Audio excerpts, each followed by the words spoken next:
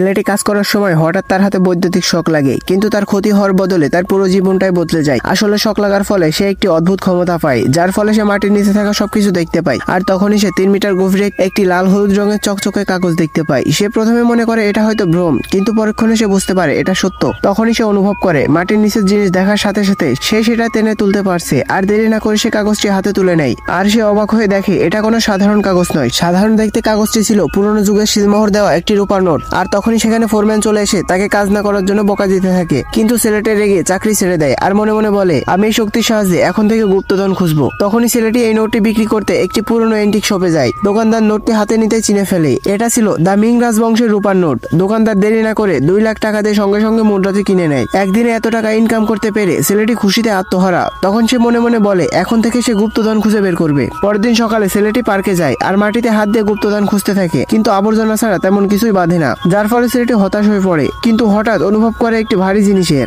আর মাটির নিচ থেকে বের করে আনে 2টি দুষ্প্রাপ্য প্রাচীন মুদ্রা। মুদ্রা দুটি দেখে একজন বৃদ্ধ লোক বলে ওঠে এটা খুবই দুষ্প্রাপ্য মুদ্রা, ইতিহাসে এটা নাই বললেই চলে। আর একটা মুদ্রা লোকটি 50 লাখ টাকা দিয়ে কিনতে রাজি হয়। তখন দুটো মুদ্রা ছেলেটি তাকে 1 কোটি টাকায় বিক্রি করে দেয়। তখন হঠাৎ সেখানে চলে আসে আগের বস আর মুদ্রা দুটিকে নকল বলে, কিন্তু বৃদ্ধ লোকটি তাকে ধমক দিয়ে বলে এখান থেকে চলে যাও। সঙ্গে সঙ্গে ছেলেটির অ্যাকাউন্টে 1 কোটি টাকা চলে আসে। আর এভাবেই হাতে থাকা ক্ষমতার মাধ্যমে ছেলেটির পুরো জীবনটাই পাল্টে গেল।